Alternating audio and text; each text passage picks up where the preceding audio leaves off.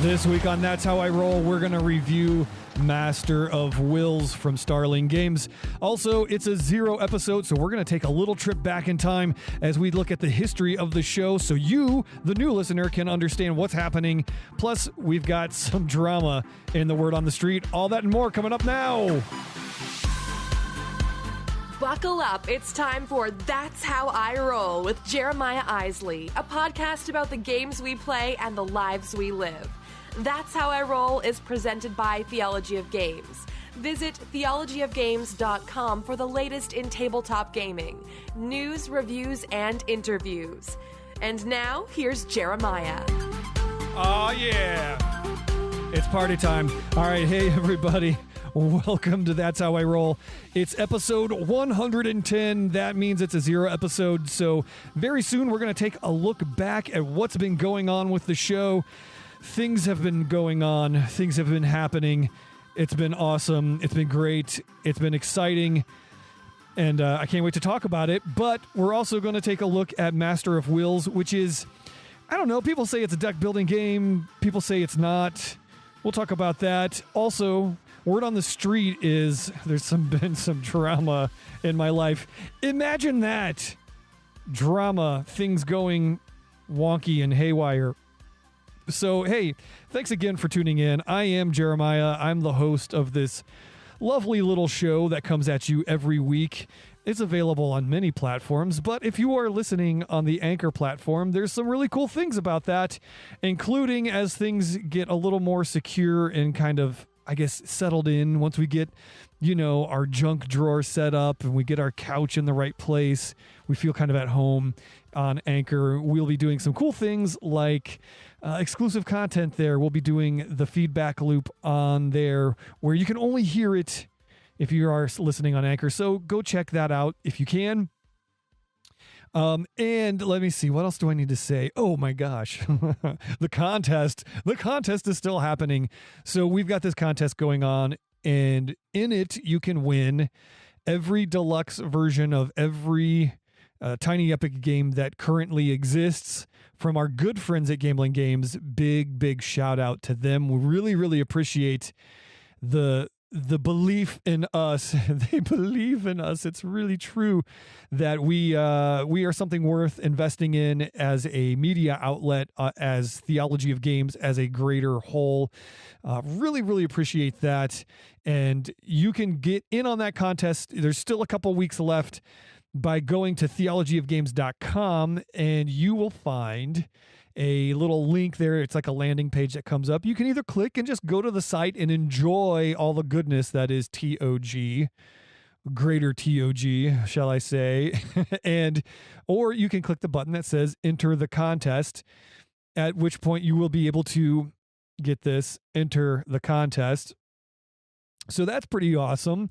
Lots of ways you can enter, including subscribing to the podcasts, giving us ratings. I think that's an option. Signing up for our email list. Our email list, we don't talk about enough. If you just email us anytime we publish an episode or a blog post, a review, something going on the site, we just shoot you a quick email. You can delete it if you don't want to read it, but you can also click through and find more information about what we just told you. And it's pretty awesome. So there's that. Don't forget the contest.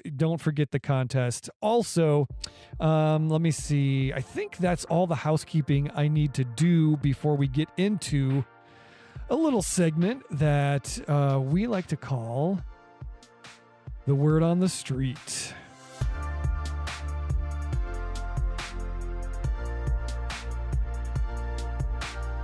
All right, so the word on the street. The word on the street is pretty interesting this week. I want to talk about a couple things. I want to talk about something gaming, and I want to talk about my professional life for just a moment. So gaming-wise, we just started a conversation over on Board Games Daily. Actually, the episode went up this morning as of the time I'm recording this, so probably yesterday for you. But check out episode 249. We talk about Gloomhaven. Now, Gloomhaven, if you haven't been living under, or I guess if you have been living under a gaming rock, Gloomhaven came on the scene a couple years ago went nuts on Kickstarter, like millions of dollars raised. It's this very extensive, very deep, like huge $100+ game. It's a legacy game, which means things change forever as you play it every time. And we played it this last Monday, which is the first time that I've played it because I just, you know my life. Okay, so my buddy AJ, who's one of the hosts on Board Games Daily and the Theology of Games podcast, he got a hold of a copy. We had a game night. We played it, and basically, here's my thoughts wrapped up in a couple of sentences. I feel like I like the game. First of all, I should just say I like the game. I think it's fun. I think it's cool. I can't wait to play more and develop my character and level up and do all the things that you do in a game like this. But my contention, I guess, is this just trying to be a role-playing game without being a role-playing game? Like, you have a character sheet, you name your character, you name your party, you go through all these things that are very much like playing a role-playing game. And I kind of feel like, wouldn't you just play D&D to do this kind of thing? Now, there's a whole card mechanism and a battle engine and things like that are how you kind of play the game. And so mechanically, combat is much different, except that you do pull a modifier card, which is kind of like rolling your dice, and that affects how you attack. And I guess I say all that to say, are we just playing like D&D light when we play Gloomhaven? Because the narrative is kind of on rails, right? Like, it's all pre-printed. It's already there. There's really no variation. There's a couple decisions you can do here and there that will affect maybe that scenario that you're playing in. But I don't know. So that's kind of where I am on that. Again, I like the game. I want to play it more, but I also like role-playing games, and I'd like to play more role-playing games too. So where do you come down on that? Let me know. Oh, I forgot to mention the hotline in the intro. Don't forget you can call in and have your voice heard by calling 216-352-3864. That would be super awesome. Now, I have to tell you this story.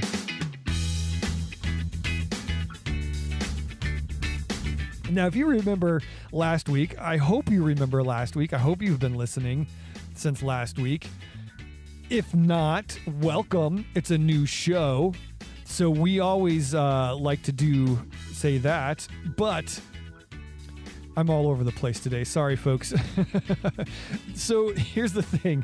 All right. So last week I talked with Alan and I said, hey, remember when I said there was like a small emergency at the theater, but it was actually like the most catastrophic thing that could happen to a show that is currently running and being produced and happening? So here's what happened. I can tell you because the show's closed. It's over. It's done. I'm not casting aspersions on people that I'm currently working with or formerly currently working with. Anyway, we were in the middle of the week. We started finishing the last week of our run. So we had 8 shows left, 2 a day from Tuesday to Friday. We were bussing in school kids. We were doing school matinees, morning and early afternoon, 2 shows, 4 days, 8 shows. It was going to be just another week at work. We're just going to grind this one out. Here we go. This is happening. On Tuesday, in between those 2 shows, the lead actor who was playing the title role of Harriet Tubman comes to our director and says, well, it turns out I can't be here for the rest of the week. I can probably make it one day on Thursday, but I can't do Wednesday and Friday for sure. Now, logistically, this actor is totally at fault because there's a contract that says you're available for X amount of days because of the possibility of cancellation, because of snow days, etc., etc. But the reality is we're just screwed at this point. Like, yes, you're contractually obligated and you're breaching that contract and you're getting fired and you're not coming back for the day that you say you can make because we can't do that. We can't. No, it's just not going to happen. So we found out for sure that later that evening, like, hey, yeah, this is happening. we need to find somebody. So it's all hands on deck. Everybody's, texting and emailing and calling people. And we find someone, wonderful actress, who comes in. We lost our 2 Wednesday shows, and she comes in. We have 3 hours to work with the new actor in place. And it's like a 20-page monologue with a little bit of scene work in between here and there, essentially. And so we work for 3 hours. We come in an hour early the next day. We rehearse for another hour, and the show goes up. She carries her script. We do our thing, and it's quite amazing. She was wonderful. She was really, really good. She was super sound, and we finished the rest of the week. We've got 4 of the 6 shows that we're going to be lost in, and I can talk about it now as sort of this cool adventure that we went through in live theater. But, at the time it was a bit stressful for some folks, for sure. Obviously for the new actress that came in and for the folks on stage. And I mean, everybody, it was kind of stressful, but I don't know. I wasn't like super stressed. I was like excited for the challenge. Like I felt alive again in live theater. It was really, really cool to see the cast come together, the crew come together, the creative, design team come together. We all had to kind of be on high alert and get through this really very tough time. And I loved it. It was stressful, but once we got into it and we saw, okay, things are going to be okay. It's a little weird. She has to carry the script, but she's really killing it. Like, she's knocking it out of the park. Way better than actually the person who was originally cast in the role. So it was a wonderful time. It's something that we will talk about for ages to come. Just the craziness of that week and what it meant and the work we had to do to get there. But that is why I love live theater. It's why I love working in live theater. You may not know this, but already in the show, I've put in half a dozen edit markers where I'm going to put things like, oh, I got to cut that out. I got to trim that up. I got to, I go back and clean things up. I go back and edit things. It's a somewhat polished product that you're listening to. Live theater, it's live theater. It happens in front of you before your very eyes. And it's a thing of teamwork and talent and preparation. It's great. I love it. You should go see live theater more. I say it a lot, but it's true. Check out wherever you are. There are live theaters. There's community theaters. There's professional theaters all across the country. Support it. Love it. Live in it. It's great. All right. So that's my word on the street. Let's take a little trip down memory lane. What do you say?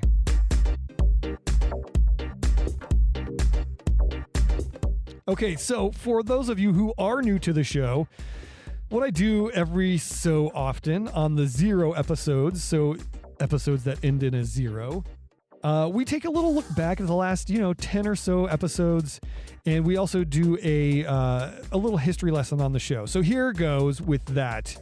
Way back in 2016, February of 2016, I started this show called My Drive, and I recorded while I drove home from taking my children to school. Now here's Jeremiah.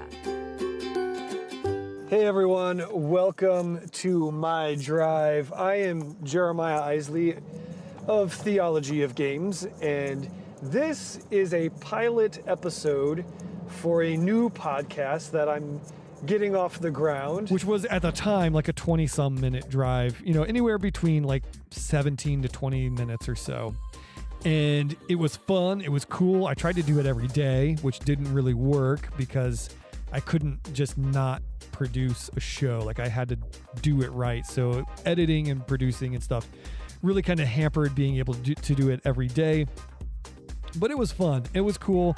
And it soon turned into That's How I Roll, because I thought, that's a way better name. It's just more fun than My Drive. So I changed the name, And then eventually we moved out of the town that we lived in. And from there, we moved like 3 minutes away from where my kids go to school. So it turns out that I couldn't really do it. I didn't have an opportunity to record in my car. And I said, you know what? I've got this great place to record in my house. So why don't I just keep doing the show from there? So that is a little bit of how the show got to from where it started to where it is now. We're 110 episodes in. The last 10 episodes have been pretty epic, including our 100th episode. So you can go back and check that out. It was a lot of fun. We kind of revisited a lot of things that went on. So the next episode, 101, was a fun episode in which I had people call in to enter for a contest. They talked about things that they were thankful for. We took a look at, dang it. We had people call in and give us a list of their most desired games from the Board Games, or Board Game Geek Top 100. And we that was Thanksgiving time. So we gave thanks as we were preparing for Thanksgiving time. 102 was Happy Thanksgiving. We also gave winners, announced winners for that show. I'm really doing a bad job of reading these summaries, so sorry about that. So that was that show.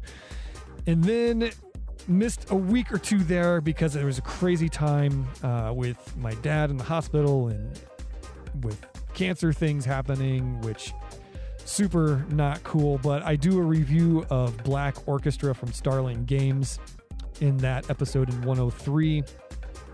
Episode 104 was my top 10 plus one list of games of 2018. So you can listen to that to hear my top 10 list, or you can go and check out the last episode of the Theology of Games podcast, in which I give my top 10 list, as well as my co-hosts AJ Skifstad and Scott Firestone. They give their top 10s.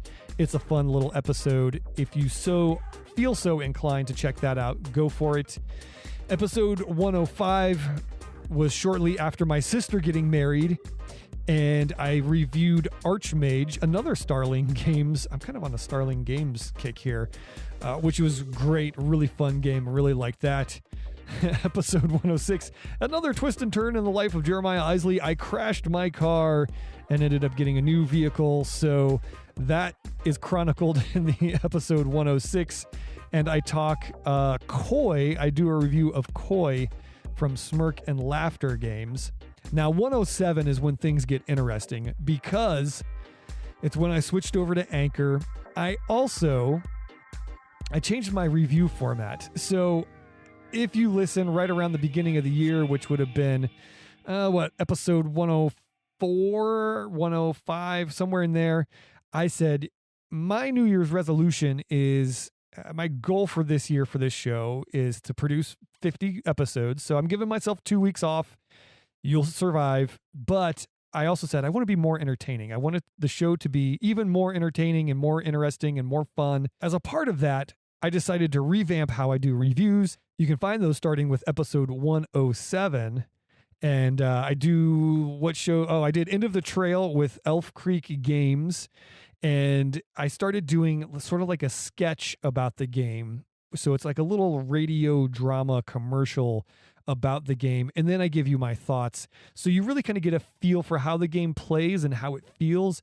Maybe not necessarily a long, drawn out, boring game description, because nobody wants to hear that. Okay, so 108, we talked Freedom, the Underground Railroad, which again, I did another sketch for that release, for that review. We also gave away some games to Alden Schoenberg, who won the contest that I was holding over the new year. And last week, bringing us up to last week, I had my good friend Alan Girding of Tuesday Night Games on the show. We talked Mothership, which is their RPG system that they've produced, the Kickstarter that they're running. And so there's that. That brings us up to today. And we're going to do a little drive-by review of a game called Master of Wills.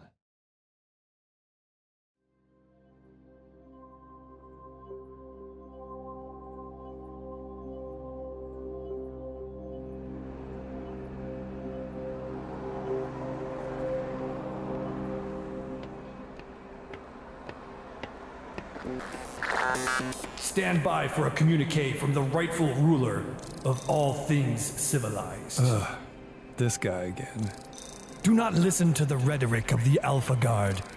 The only way to true enlightenment with your brothers at Razor Core. No longer must we wear the shackles of tradition. Now is the time to move at the way of the enlightened man. To step up. It's time to fight. It's time to take back this city. Sure, I'll come wherever. Is there free food there? If he's in, I'm out. Do you hear what I'm saying? I know people. I've got connections. But he has to go. Stand by. Make ready. Here they come. Steady now. This town has many secrets. I've seen them all. They keep them safe. Listen, I've got skills. You know, I can fix things around here, but I'm gonna need some protection. They'll never see it coming.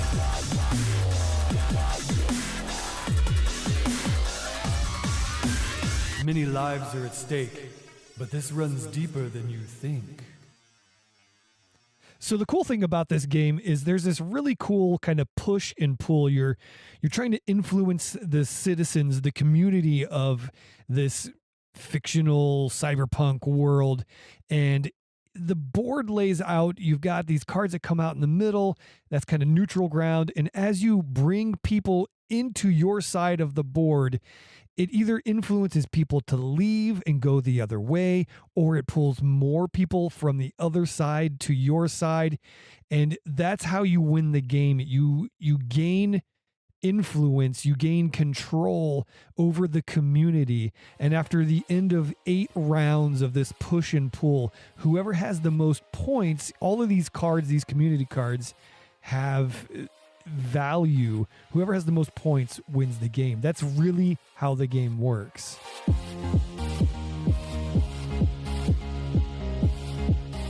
So here's what I think about this game. I think it's fun. I think it's cool.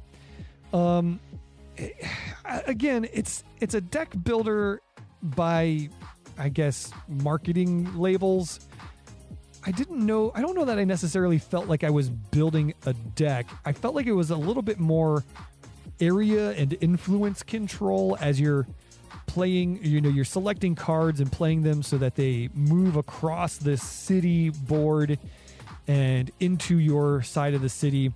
I will say this, if there's a strategy tip that I would give, it would be to not necessarily worry so much about getting them all the way to your side, to the farthest side that they can, so they're locked in. They can never be left. Because I think I focused so much on that I stopped bringing more and more cards over, and I got annihilated one game. It was really bad because I had a bunch, a good amount of cards in the spot where they couldn't be taken in that ally spot, but I just didn't have enough in the recruits and the loyalists, and so it was kind of like, all right, well, these guys will never leave me, but I don't have enough just bulk of people, of citizens in my side of the city. So I would say that is probably something you really want to kind of balance. Yeah, you want to lock in maybe some of those higher point ones so that they don't swing back over. But I think what I liked about the game is it was really clever. Like, there were a lot of decisions of, well, I can gain a few here, get some people on my side, but I'm also going to lose one to the neutral side or all the way across. So there's a lot of like kind of balance of that, a lot of delicate balance of back and forth. So one thing you got to know is, I feel I should point this out, some of the artwork, a touch racy, okay? Like it's very futuristic kind of cyberpunk setting, but all of these community cards, they all have names. They're all like people, like there's a homeless guy and there's a tactical commando and a keeper of the records and things like that. But there's also a raver. So, okay, it's party. I get it. It makes sense in the setting. And there's also a dominatrix. So, maybe not totally kid-friendly because of some of these little things in there. Just keep that in mind. I don't know. There's sort of multiples of these cards, so I don't know that pulling them out would be great, although there's a ton of cards, so you don't always get through all of them in a game. So I guess take that or leave it. I haven't tried playing it without pulling out all those cards. You know, if that's something that you would consider doing, I don't know that I can recommend one way or the other how that would work. But I thought that's important for you to know, like, hey, might not be a game to play with your family, with your younger kids, because of some of those elements in it. But I do like the artwork. Aside from those few small issues, I think the artwork is great. I think the graphic design, it really places you in this futuristic cyberpunk kind of setting. It's done really well. I don't know. I like this game. I want to play it a few more times with that 4-player setup. I've only played the 2-player system where it's just you. It's like head on against another player, but it does say that you can play like teams of 2 against each other as well, which seems interesting to me. But that's Master of Wills. It kind of crept up. I didn't hear a lot of buzz around this game, and Starling Games was very nice to send me a copy. So I said, cool. It was an easy game to learn. I will say that the learning curve is really, really simple. Well, I wouldn't say simple, but it's just really quick. The rule book is like a page folded in half. So all of the rules very easy to digest and ingest. So that is a very big plus on this game. And like I said, I think I like the gameplay because it's clever. It's this clever like push-pull kind of tug-of-war kind of thing going on with influence and trying to control public opinion. So there it is. That's my opinion of Master of Wills. Check it out if you so feel inclined. All right, that's going to do it for another episode. Thanks so much for tuning in. I really appreciate it. Here's the deal. Get in on that contest. You want to do that before time runs out. Thanks so much for tuning in. Get on the hotline. Let me know what you think of my thoughts on Gloomhaven versus RPGs. Or if you have a funny question or a funny joke you want to share that you just got to tell the world, call me on the hotline, 216-352-3864. Don't forget all the social pages. You can find us there. You can follow all along with the games we play, the lives we live, everything that entails. And I'm going to get out of here. So that's it for now. Really appreciate you tuning in. Until next week, I'll be the master of my own will. Thank you very much. Because I'm Jeremiah Isley, and that's how I roll. Thanks for rolling with us today. That's How I Roll is produced by Jeremiah Isley and brought to you by Theology of Games. If you liked what you heard today, take a minute to subscribe, rate, and review us on iTunes. Thanks for tuning in, and drive safe.